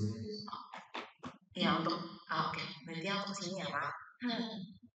Yang pertama dari apa yang saya alami itu, yang pertama itu menurut saya adalah tentunya kemampuan bahasa Inggris untuk kalau mau kuliah keluar ya. Sebetulnya kemampuan bahasa Inggris di sini itu nggak harus, menurut saya itu nggak harus yang kayak kita udah harus lancar sekali gitu dalam berbahasa. Tapi di sini diperlukan juga percaya diri. Dan yang penting kita bisa menjelaskan sesuatu menggunakan bahasa Inggris. Kenapa kemampuan ini perlu? Karena nantinya sebagai mahasiswa ya, sebagai mahasiswa S2 dan S3, ketika misalnya kita akan lebih aktif untuk misalnya ikut konferensi luar negeri atau lebih banyak audiensnya itu menggunakan bahasa Inggris. Jadi seperti saya bilang tadi nggak perlu bahasa Inggrisnya bagus, tapi yang penting audiens dapat mengerti apa yang kita sampaikan. Tapi tetap perlu juga tetap terus perlu diasah bahasa Inggrisnya. Dan yang kedua yang saya di sini juga itu adalah kemampuan misalnya meneliti. Sebelumnya menurut saya ini adalah salah satu kenapa saya bisa dapat kesempatan di sini itu pada saat dulu S1 itu saya sudah mulai belajar untuk menulis. Walaupun mungkin pada saat itu belum masuk jurnal-jurnal yang bagus, tapi dengan kita mulai mengasah diri, mulai membangun kepercayaan diri, menulis, mencoba misalnya conference paper atau apapun. Oke, itu ya. Itu. Ya. Yang ketiga, kalau ya, yang ketiga itu kalau di sini adalah karena basisnya lebih ke penelitian, profesor di sini sangat melihat kejelasan penelitian apa yang ingin dilakukan. Oke. Nah, ini nanti Pak Abdi ya. Ini dulu siapa? Asna, topiknya apa di TV? Implementasi algoritma generasi adversarial network dan YOLO untuk pengenalan wajah bermasker. Algoritma GAN. Generatif adversarial network dan YOLO versi 5. Oh iya, di situ sulitan nggak? Nah itu tadi Pak program Python-nya tadi karena di S1-nya dulu. Oh iya, jadi ini Python-nya dulu belum dapat ya. Sekarang kalau diajarkan Python-nya, sekarang di Python di algoritma diajarkan di wajib. Itu aja ya yang menjadi kendala. Ya, ini masukan buat tim kurikulum. Pak itu walaupun sudah masuk. Di nanya tadinya di mana? Ya. Untuk saat ini saya masih jadi freelancer hacker sebelumnya di PT Pamarobo Bekasi. Kalau kemampuan programming tadi yang membantu selainnya apa? Kalau saya di telekomunikasi Pak S2-nya fokus di 5G. Apa? Fokusnya di 5G. 4G. 5G. 5G. 4G. Di situ pakai apa skillnya? Di situ membuat antena manual dulu Pak itu. Yang berarti yang diperlukan adalah RNP-nya ya, radio network planning itu. Oh ya, gitu. Antena dasar. Oke. Yang diajar Pak Yuli itu Materi dasar udah dipakai. tinggal dilanjutin aja. Nanti tugasnya Bu Rini sama Bu Lela itu. RNP, radio network planning. Itu ya. Oke, saya kira banyak masukan tadi kita catat. Itu aja. Udah ya. Boleh. Boleh. Assalamualaikum warahmatullahi wabarakatuh. Waalaikumsalam. Sebelumnya terima kasih ya karena para alumni sudah menyempatkan diri gitu untuk hadir karena ini kan jam kerja gitu ya, dan sudah merelakan waktunya bisa hadir gitu bersama-sama kami di sini gitu, baik itu yang melalui Zoom maupun yang hadir langsung. Ada beberapa sih yang ingin saya tanyakan. Yang pertama itu soal tadi kan kayaknya hampir semua ya menekankan masalah kemampuan komunikasi, kemudian kepercayaan diri gitu. Kalau misalkan ini dilihat dari sudut pandang kalian yang sudah merasakan selama ini di kurikulum kita gitu, atau mungkin proses pembelajaran kita, kira-kira ada nggak sih metode tertentu yang mungkin bisa diterapkan gitu ya, entah itu baik itu dalam kurikulumnya sendiri ataupun dalam proses pembelajaran yang kira-kira nantinya bisa memicu mahasiswa untuk meningkatkan kepercayaan diri dan juga komunikasi gitu. Karena jujur saya ngerasa gitu semakin tahun gitu ya, soft skill di bidang itu semakin menurun di mahasiswa gitu. Dan apalagi saya kan baru ketemu mahasiswa itu kan di tingkat atas gitu ya, jadi yang seharusnya itu mahasiswa itu sudah terbiasa untuk melakukan presentasi gitu ya, untuk menyampaikan hasil diskusi itu semakin tahun itu justru semakin menurun gitu. Jadi kira-kira kalau dari kalian sendiri gitu yang sudah mengalami kurikulum kami dan juga proses belajar kami, kira-kira ada nggak sih yang mungkin masih kalian ingat atau mungkin berkesan gitu yang kira-kira itu mampu untuk meningkatkan kemampuan komunikasi dan juga kepercayaan? Saya dulu ya Bu. Jadi saya ingat banget dulu awal-awal tuh saya ketemu Bu Reni, dan Bu Reni itu sering tanya jawab gitu loh, dan nggak disalahin gitu, dikasih poin. Jadi anak-anak tuh kayak berebut gitu loh buat menyuarakan pendapatnya gitu, dan nggak takut. Nah dari situ iya algoritma dasar ya Bu ya kalau nggak salah ya. Nah kalau dari saya itu bagus banget buat soft skill, jadi berani gitu. Jadi mereka nggak mikirin salah betulnya, udah maju dulu aja supaya dapat nilai. Mungkin awalnya kayak gitu, lama-lama jadi terbiasa. Kalau yang saya ingat, kalau salah nanti nilainya rendah.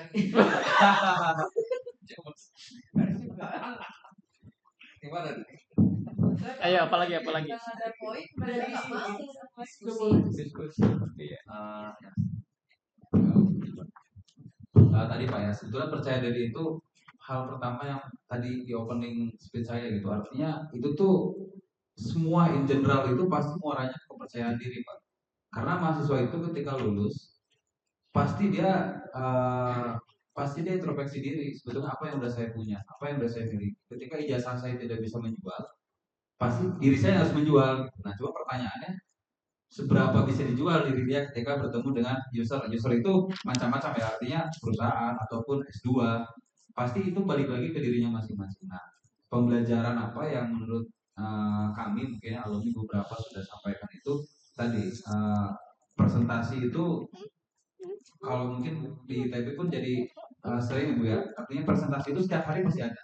Kita mempresentasikan tugas itu dipresentasikan gitu, bukan dinilai dan dosen yang menilai. Artinya ketika diberikan satu soal, yaitu harus bisa menjelaskan secara sistematis tadi. bukan dari mana hasilnya gitu, tapi bagaimana untuk menemukan itu salah atau benarnya. Karena di dunia industri ataupun di dunia S2 ataupun yang studi lanjut, presentasi itu hal yang dasar pasti. Nah, cuman beberapa kurikulum di kita masih berpatokan dengan diberikan tugas, dikumpulkan, dan dinilai.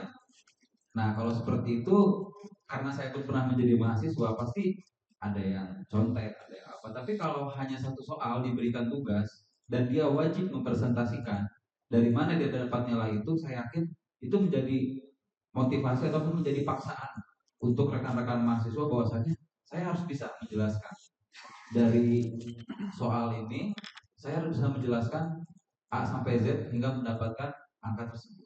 Nah, itu pun yang mungkin saya dapatkan di S2 saya waktu di SBM itu kita belajar menggunakan study case. Jadi selalu ada studi kasusnya. Artinya soalnya tidak banyak, hanya satu, tapi ditanya pada akhirnya solusi tersebut, hasil tersebut dari mana. Nah, ini yang ketika saya mungkin lebih dari 5 orang Pak Bu interview, karena saya user langsung juga di perusahaan sekarang dengan alumni teknik elektro Unsika. Pertanyaan saya selalu sederhana. Skripsinya menjelaskan apa? Tolong dijelaskan, dan bagaimana cara kerja skripsinya. Artinya dengan kepedean mahasiswa menjelaskan skripsi pun sudah menjelaskan bahwa skripsinya itu 100% dia menguasai atau tidak. Apalagi ditanya hal yang mendasar. Saya pernah coba untuk hanya sederhana Pak Bu, hanya tolong buatkan rangkaian star delta. Itu saya spill angkatannya 2019. Lulusannya 2021 kalau nggak salah. Itu pernah interview dengan saya hanya tolong gambarkan rangkaian star delta. Artinya itu hal sederhana, tapi tidak bisa, alhamdulillah tidak bisa sampai terjawab. Kemudian itu hal-hal sederhana sebetulnya yang mungkin dia pernah mendapatkan pembelajaran itu tapi lupa karena hasil jawaban itu bukan dari sendiri misalkan. Tapi kalau misalkan satu soal tapi dia bisa menjelaskan A sampai Z, saya yakin itu akan diingat oleh dia. Apalagi dibuatkan presentasi, dijadikan media pembelajaran untuk teman-teman yang lain. Nah, itu bisa jadi bisa jadi paksaan ataupun motivasi untuk rekan-rekan untuk terbiasa untuk ngomong di depan ataupun berbicara di depan. Ini tuh Pak. Yang lain mungkin dari yang ada Alberta sama Ridwan.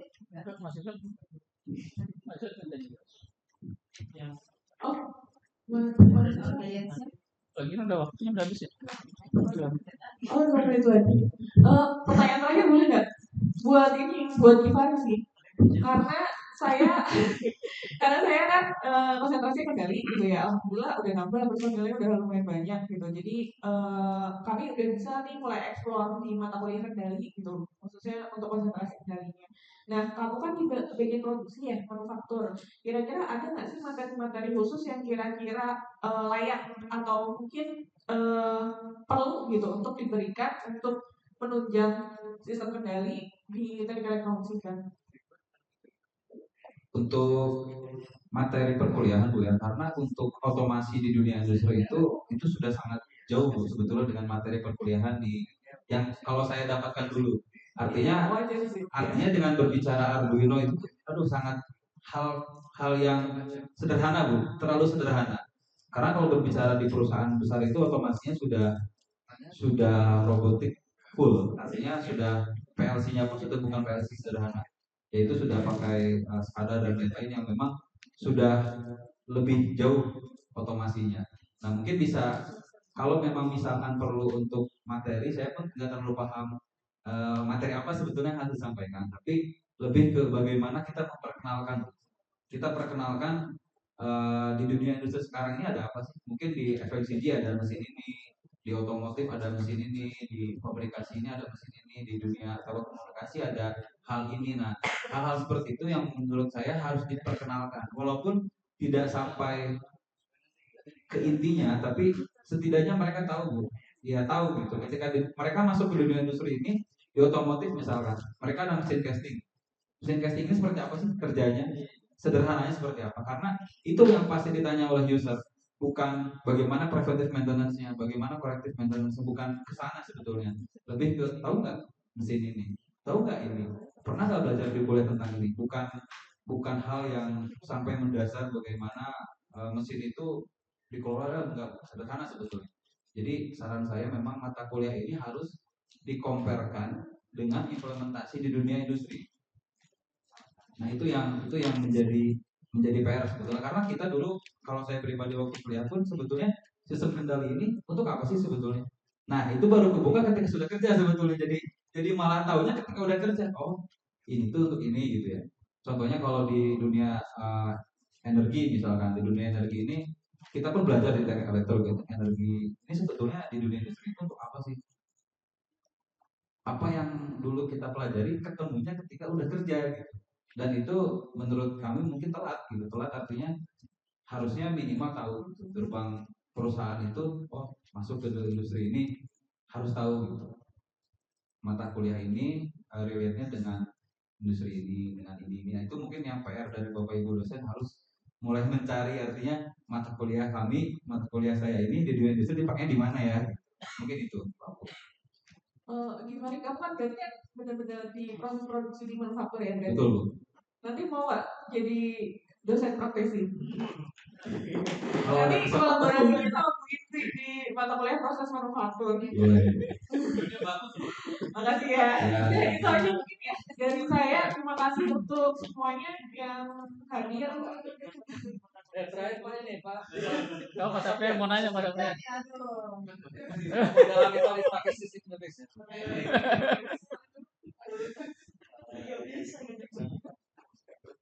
Sebelumnya mohon maaf Bapak, untuk waktunya sudah habis. Nah, satu pertanyaan lagi. Satu pertanyaan lagi saya Dan aku tutup ya Pak. Assalamualaikum warahmatullahi wabarakatuh. Waalaikumsalam. Untuk saya dan Pak Isra ingin bertanya dengan Mas Ridwan ya, kaitannya dengan sekarang kerjanya di jaringan dan keamanan ya, security. Kita ingin tahu untuk saat ini apa sih yang sedang tren di jaringan itu sendiri seperti apa, dan security itu seperti apa? Maksudnya apa? Kalau beberapa tahun yang lalu terakhir saya mengikuti kan semua itu sedang migrasi ke fiber optik, jaringan-jaringan dari 4G, jaringan backbone, semua itu berubah dari radio ke fiber optik. Untuk keamanan pun kita menggunakan perangkat baru yang namanya Fortinet, dan ada juga itu SD-WAN ya, software definite WAN. Nah untuk sekarang itu apa sih yang sedang tren di jaringan dan keamanan jaringan? Itu yang pertama. Terus yang kedua, sama dengan pertanyaan Bu Lin, apakah bisa nantinya Mas Ridwan datang sebagai dosen praktisi di Unsika? Oke, terima kasih. Oke, izin jawab ya. Untuk pertama, tren keamanan jaringan yang saat ini adalah integrasi dari machine learning di Edge Firewall. Edge Firewall itu adalah next generation firewall.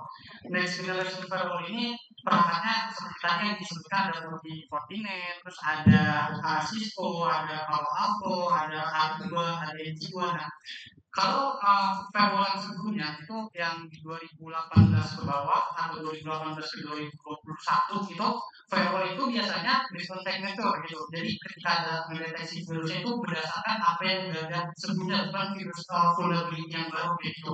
Nah sedangkan kalau misalnya di next generation firewall yang saat ini yang sejak 2022 ke atas, sejak maraknya ransomware, itu menggunakan perangkat-perangkat yang based on machine learning gitu, based on Python. Jadi kita masukin script kira-kira behavior apa sih yang ada dalam jaringan, misalnya dalam satu hal itu ada vulnerability apa, itu dianalisis terus kedepannya ketika ada hal yang sama itu bisa dicegah kayak gitu. Bahkan ketika virus yang berkembang dengan teknologi yang baru pun itu bisa dicegah menggunakan machine learning berdasarkan behavior yang ada sebelumnya seperti itu. Jadi bukan based on signature lagi.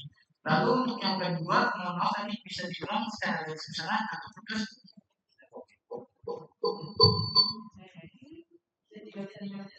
Oke, di dosen itu praktisi. Jadi dosen praktisi di Unsika. Bisa lah, kita paksa dua. Oke, kalau menjadi dosen praktisi, Mas Ridwan bisa ini nggak? Sorry, dosen praktisi kenapa Pak? Maaf. Bilang aja bisa aja. Oke. Kalau tadi kan sertifikasi juga berpengaruh ya. Apa sih pengaruh sertifikasi itu di perusahaan Mas Ridwan? Apakah hanya berguna dalam masuk kerja atau di dalam kerja pun itu juga sangat berpengaruh. Pengaruhnya itu apa sertifikasi itu? Oke, izin menjawab ya. Koreksi kalau saya tadi saya takut ada pengaruh sertifikasi di saya juga.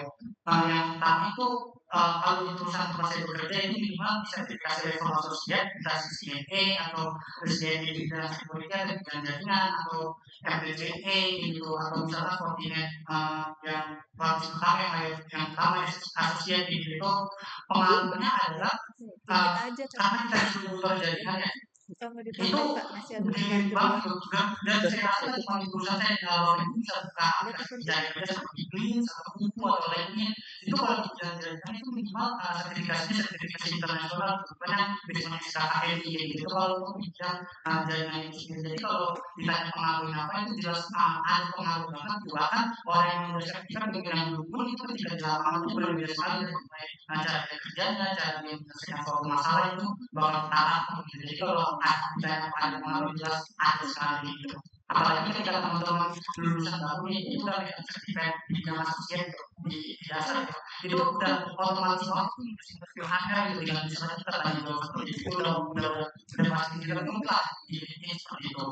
Itu sih dari saya. Gajinya beda nggak orang yang sertifikasi sama yang enggak? Bedanya berapa? Gaji kami sekarang berapa?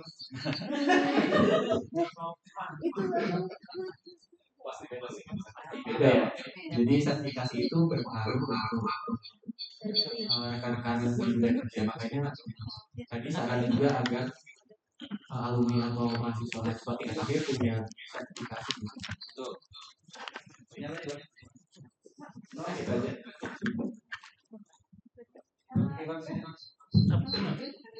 Namanya izin ngasih masukannya Bapak Ibu. Ini yang concern saya. Kalau bisa sih lulusan mahasiswa musik itu program ke depannya emang kerjasama gitu dengan lembaga sertifikasi itu. At least seminimal itu lulus punya SKKMI. Jangan sampai mahasiswa itu lulus malah pelatihan di luar belajar lagi. Itu kan ada saya nih contoh kayak misalnya di beberapa unit itu rata-rata mereka lulusnya untuk sertifikasi konferensi gitu. Itu mungkin jadi masukan sih untuk program studi teknik untuk lebih baik lagi di masa depannya. Oke.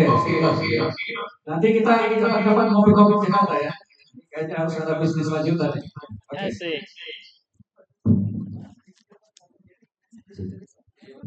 Baik, saya cukupkan. Saya closing dulu satu lagi. Nggak nanya, memang nggak. Oke. Mana baiknya?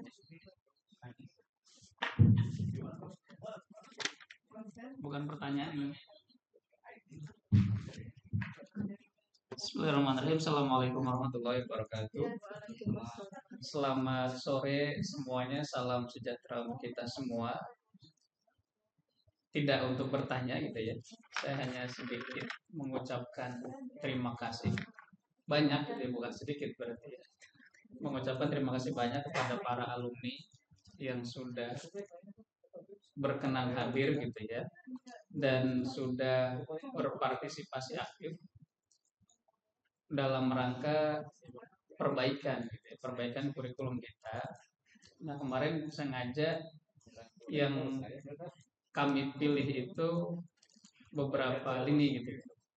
Ada yang wirausaha berarti kan ya, ada yang memang studi lanjut, ada yang sudah bekerja juga. Nah itu yang kami pilih. Jadi kami ingin meminta masukan dari teman-teman semua di sini. Dan tadi dibilang sama Pak Ibra dan teman-teman yang lain juga. Jadi disampaikan saja nggak apa-apa gitu yang waktu pada saat misalkan studi lanjut gitu ya. Misalkan merasa tertatih-tatih nih, oh ternyata kurang mata kuliah ini gitu ya. Nah tadi alhamdulillah sudah banyak banget yang disampaikan gitu ya, masukan dari teman-teman alumni, dan insya Allah ini sangat manfaat sekali untuk kita gitu ya. Ya untuk kita berarti semuanya gitu ya. Untuk kalian juga, nanti untuk adik tingkat juga gitu ya. Dan untuk Bapak Ibu dosen, tadi saya sudah catat gitu nanti yang beberapa ada materi gitu ya, tadi sudah bikin slide. Kemarin ada nanya beberapa gitu ya, Pak perlu materi nggak gitu? Ya saya bilang nggak usah gitu ya. Maksudnya nggak usah ngerepotin gitu ya. Jadi nanti kalian jadi sibuk ngerepotin bikin materi. Tapi alhamdulillah ada beberapa tadi Hasna dan Ridwan gitu ya sudah bikin, ya alhamdulillah terima kasih banyak gitu ya. Nanti kami mohon dikirimkan ya. Nanti kami catatkan di buku kurikulum masukan dari alumni. Itu mungkin dari kami gitu ya, dari dosen prodi teknik elektro. Ya mudah-mudahan yang sudah pada studi lanjut bisa bergabung nantinya ke kita gitu ya. Barangkali ada yang berminat ke dosen di teknik elektromusika. Kan katanya bulan Juni mau ada pembukaan nanti gitu ya. Nah barangkali dia bisa bergabung dengan kita. Jadi kan kalian yang alma maternya kan dari Unsika gitu, kan tahu betul gitu ya, yang kemarin kalian sudah studi lanjut, kira-kira nanti apa yang harus dilakukan kepada mahasiswa di elektromusika. Mungkin itu yang bisa kami sampaikan. Sekali lagi kami ucapkan terima kasih banyak gitu ya. Jadi sudah berkenan hadir di sela-sela waktu kesibukannya gitu ya. Apalagi tadi yang dibilang ini hari kerja gitu ya, Senin memang waktunya nggak di weekend gitu ya. Ya karena kalau di weekend pun sebenarnya tetap mengganggu waktu gitu ya. Tapi terima kasih banyak kalian sudah meluangkan waktunya. Dan alhamdulillah juga alumni kita juga sudah banyak gitu ya. Yang bisa dibilang banyak yang sudah sukses lah gitu ya. Jadi tidak, kan kalau dulu dibilang katanya kalau sudah alumni menciptakan pengangguran baru katanya gitu. Nah tapi alhamdulillah dari alumni kita sudah banyak yang sukses. Nanti mudah-mudahan tadi ada masukan, coba diadakan kuliah umum dengan alumni yang sudah bekerja gitu ya. Nah nanti memang dulu gitu ya, waktu pas tahun kemarin, saya bukan dulu, tahun kemarin saya sempat memang sudah ingin mengadakan itu dengan teman-teman Intel gitu ya, kolaborasi. Jadi kita panggil alumni-alumni berapa kira-kira yang di mana gitu ya, kita panggil seperti kayak Caca kan jadi HRD pernah gitu ya. Nah nanti disampaikan kira-kira tips-tipsnya apa, walaupun dulu kan pernah ya, dulu kan pernah online, cuma kalau sekarang kita coba gimana nih biar luring langsung di lokasi gitu ya. Jadi tips-tips nanti mungkin ke depan kita coba laksanakan itu gitu ya, kita lakukan untuk kuliah umum dengan sharing session kita dengan para alumni yang memang sudah bekerja, ataupun nanti yang memang barangkali ada yang punya startup gitu ya. Kan tadi Givari sama Udau ya udah punya perusahaan. Nah nanti barangkali bisa nge-hire alumni kan gitu ya. Jadi nggak perlu jauh-jauh kan gitu ya. Barangkali gitu. Mungkin itu ya. Jadi kurang lebihnya dari kami, mohon maaf juga apabila mungkin jamuannya kurang berkenan ya. Jadi mungkin pas tadi nyampe sini kok nggak ada yang jemput nih gitu ya. Tadi bahkan saya sampai telepon Caca lagi di mana, saya belum nyampe gitu ya. Terus Givari, Hasna tiba-tiba udah nyampe di situ gitu. Jadi barangkali jamuan dari kami kurang berkenan, mohon dimaafkan. Yang jelas ini tujuannya untuk pengembangan kurikulum kita bersama. Terima kasih. Assalamualaikum warahmatullahi wabarakatuh. Selamat sore. Salam sejahtera untuk kita semua.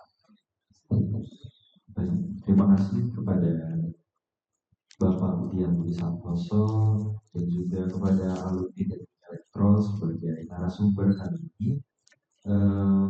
Untuk sharing session dan juga sesi diskusinya antara panelis dan juga narasumber kita cukupkan sampai di sini saja. Bisa saya simpulkan bahwasanya untuk mempersiapkan rencana karir untuk mahasiswa teknik elektro banyak sekali input atau masukan yang tadi bisa menjadi tinjauan kurikulum untuk menuju akreditasi internasional sesuai dengan tema kurikulum lokal karya kurikulum kali ini. Dan juga untuk acara selanjutnya penyerahan sertifikat dan souvenir kepada sumber oleh Koor Prodi Teknik Elektro. Saya persilakan.